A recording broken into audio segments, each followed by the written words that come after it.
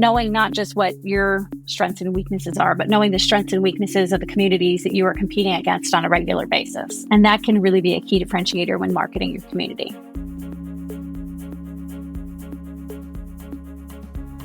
That's the voice of Jennifer Wakefield, President and CEO of the Greater Richmond Partnership in Richmond, Virginia.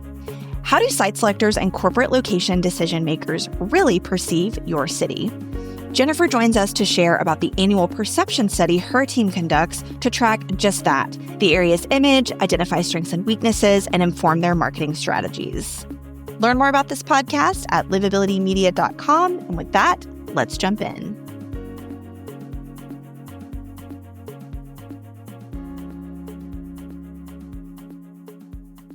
Welcome, Jennifer, to Inside America's Best Cities. Super excited to have you. Thanks for taking some time out of your day. Thanks for having me.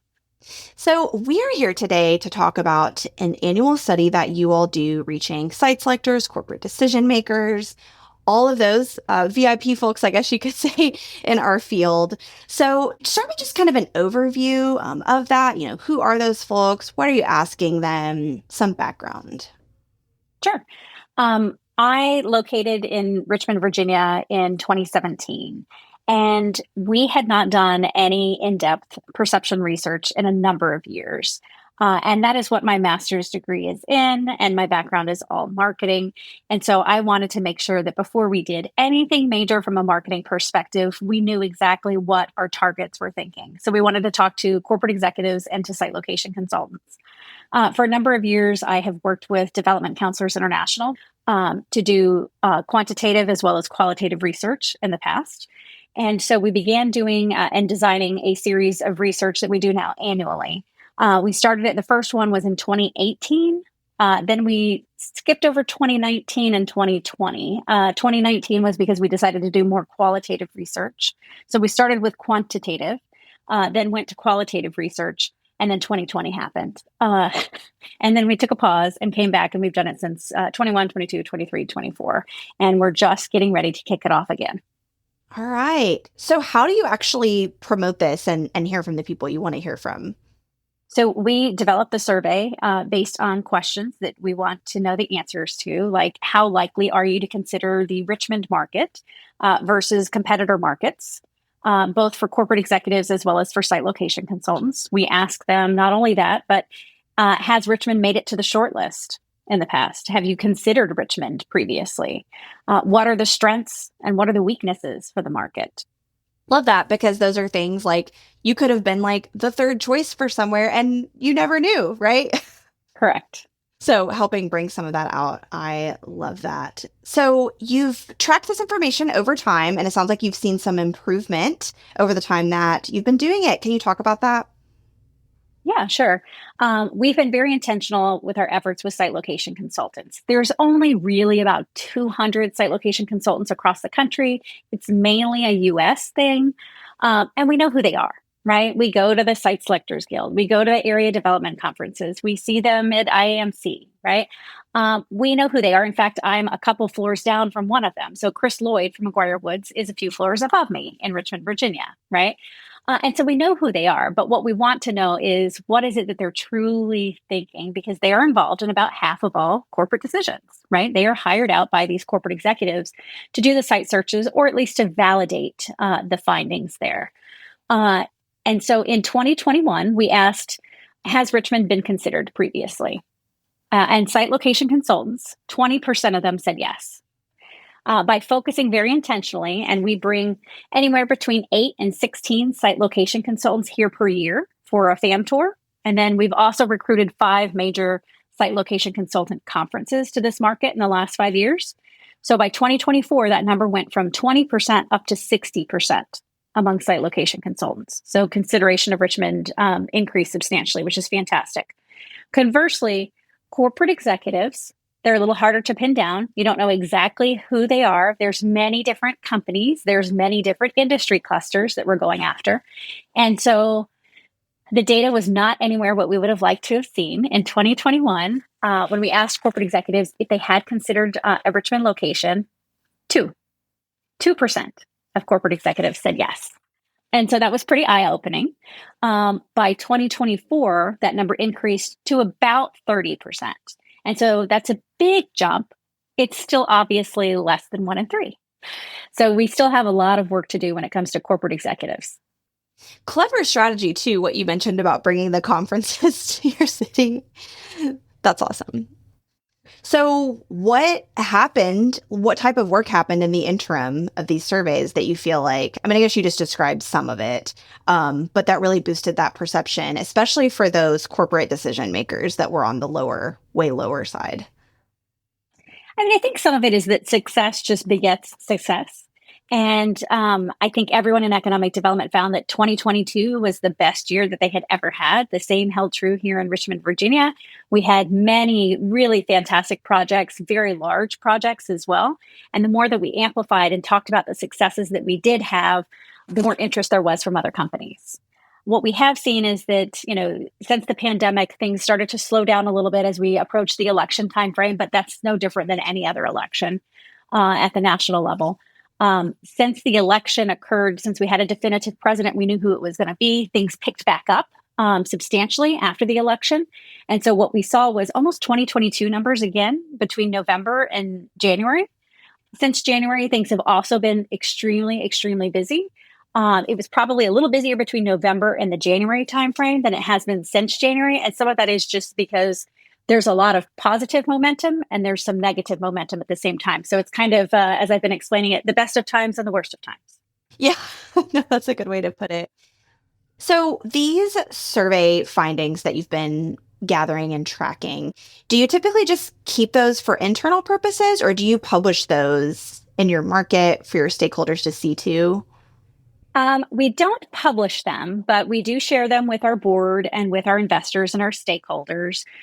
We do talks around the community. We have done, talks about marketing, and we'll share some of that information. But we really utilize that to galvanize. Here's who we're competing against, and here's how they stack up right now. In comparison, here's the budget of those competing markets, and here's what our budget is. So we've utilized that from a fundraising standpoint and investor relations to gain more private sector dollars and to recognize that monetarily the budget for economic development marketing in Virginia is just not what it is in some of our peer states. And we need to do a better job. And that requires money to do that. Yeah, so true. What we've also done is taken that to look at, what are some of the biggest weaknesses that our market has? And one of them is just that among corporate executives, they just don't have a perception of the Richmond, Virginia market. Now, part of that is because there are 90 different Richmonds around the world. In fact, we were named after Richmond in London, the UK. And so we need to do a better job of telling people all of the amazing things that go on here. The fact that there are 12 Fortune 1000 companies that are headquartered in this market. I mean, we're a mid-sized market of 1.3 million people. We are punching above our weight class when it comes to management of companies and enterprises. And so we need residents who are here, business executives who are here to share that word, to talk about why this is a great market. We're right in between Raleigh, Durham, and DC. It is a fantastic place to be. If, from a quality of life standpoint for residents that live here, we're an hour to the mountains and 2 hours to the beach. It really is a really great location. But one of our weaknesses is really just, the largest one is that people don't know a lot about this market. So we need to do a better job of telling them. Yeah, people do love that stuff, though. The proximity to those different changes of scenery is something that's really appealing. So that is a great point. And the proximity to that bigger city environment as well. Got a little bit of everything. Correct. Yeah. Are there significant variations in the priorities of site selectors versus corporate decision makers? Would you say, how are they similar and different? Yes and no, right? I mean, they're trying to find the right location for their client. Site location consultants are always on the go. They know a lot about a lot of different communities. They're not trying to add any communities to their list. They're trying to, eliminate as many sites as fast as possible. And it always depends on what exactly it is that the client is looking for. And so if the client, they're going to have needs that just differ each time based on the industry cluster that they are, based on the type of company that they are, if they're public, if they're private, et cetera. So it really just kind of depends each time, I think. What I would say is that, we pay attention to the results that come out each year on an annual basis, both from Area Development as well as from Site Selection Magazine, looking at the consultant and the corporate survey. And we pay attention to what those factors are that tend to increase. We also, as we go to consultant conferences and as we talk with clients, take that information into account and utilize that in our responses. Yeah. What about how you reach those two different groups? How is that different from a marketing standpoint? It is very different because we know exactly who the site location consultants are, and we often do not know who the corporate executives are, or it's a lot more challenging. And there's definitely way more than 200 of them, right? Yeah. I could send a text chain out, right? Like to site consultants and get responses right now. We can send, information that's going to be of value to them, right? And I think that's a big difference when sometimes people who are marketing their communities, especially sometimes at the local level, is that they'll put consultants on a list that have to do with like groundbreakings and ribbon cuttings, right? And they don't necessarily want to hear about a farmer's market that's going on, right? But they do want to know about some brand new business park that has just been approved or some large site, that is ready to go. They want to hear about the successes that have happened. They want to be kept in the loop, but again, they don't want it to happen too often or too infrequently. So you have to try and find the right time frame. From a corporate executive standpoint, we utilize the heck out of LinkedIn. We almost live and breathe on LinkedIn. And there's a number of other tools that we utilize as well. But what we do is we look at who is involved with our organization, meaning our investor organizations and our corporate executives that live here, and who are they connected to within the companies that are in the targeted industries that we're trying to attract to this market. And can they help shepherd or create a connection between our two different organizations? Yeah, that makes a lot of sense. Thinking about perception is really everything, right? Unfortunately, a lot of times more important than the reality, which is where the marketing piece of things here, of course, really, really comes in. Could you talk a little bit about that and what are effective ways, thinking about our listeners in different communities to address maybe any negative perceptions that they're seeing that they want to push back against? Yeah. So, and it's not just negative perceptions, but anything that anyone's, as you're saying, perception really does become reality. Knowing what your community's challenges are and addressing those right up front. When I first located to this market, one of the very first things that I did was create one pagers on anything that I deemed a potential issue, right? And that could be held for, many other markets, but let's just take natural disasters. Companies like stability. They don't like business disruption.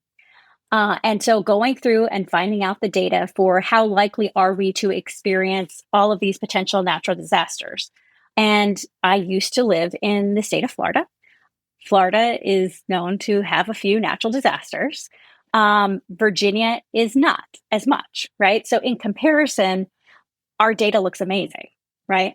And the data for Virginia and for Richmond is we have really, really nominal natural disaster risk. And so being able to go through and not just have talking points for those things, but to have the actual statistics and then what may be in the news right now or what the latest is, and then have your key talking points. And then sharing the information and making sure that your team and your investors are on the same message when it comes to what your talking points may be, right? And I think sometimes this happens in different communities related to crime. Right. And people, because they may be only very insular, looking at their own community, thinking that there's a large crime problem. Then if you go and you pull data from, say, the FBI's Uniform Crime Report, you would realize that in comparison to other markets, there's not the challenge that we really may think that there is. And you would also find that there are interesting things that Uniform Crime Report is anything but uniform. Yes. And also, it's one of those things like I don't think anywhere has a 0 crime score, right? Like it doesn't exist. So taking that into account too. And I mean, that's another thing is knowing not just what your strengths and weaknesses are, but knowing the strengths and weaknesses of the communities that you are competing against on a regular basis. And that can really be a key differentiator when marketing your community. Yeah, that's so true. And taking those things and just meeting them more head on. I like that advice. If you could only give one piece of advice for our listeners, people looking to improve their site selection consideration in general, what would you say? Research, research, research, and do more research. I would also say, take those things and plan them out for sure. What are the potential questions that a client is going to ask that you don't want to have to answer, right? But you're going to have to answer them.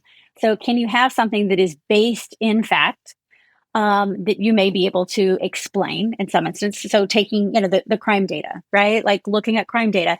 Yes, here is the number. Here's how it stacks in comparison, right?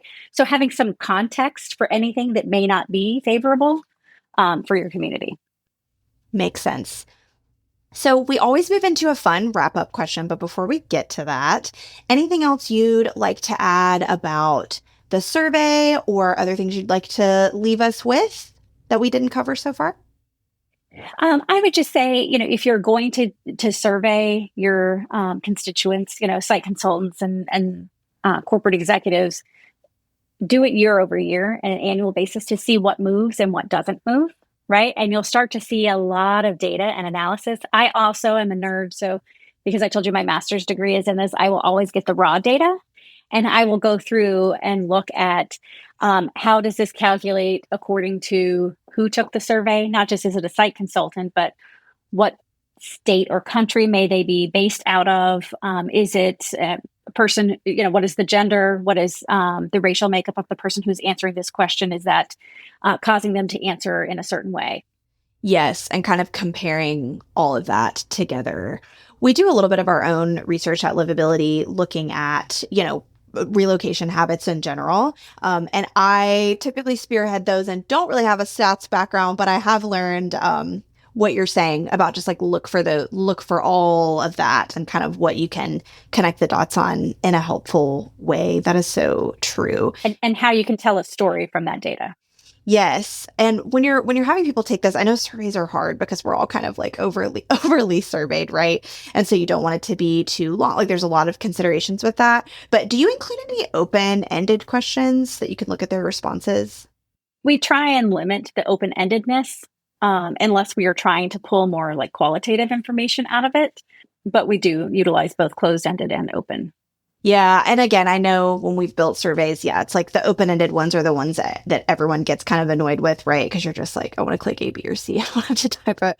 Well, it depends on how many you make that are required too, right? I mean, you want to have a survey that can be completed within a specific amount of time, in not too many pages, right? I mean, I just got back from a vacation and I got a survey, and it's like, okay, like I'll start to take this, but then it's like, okay, it's been 5 full minutes and I'm like a quarter of the way through. Like I'm gonna stop. Yep.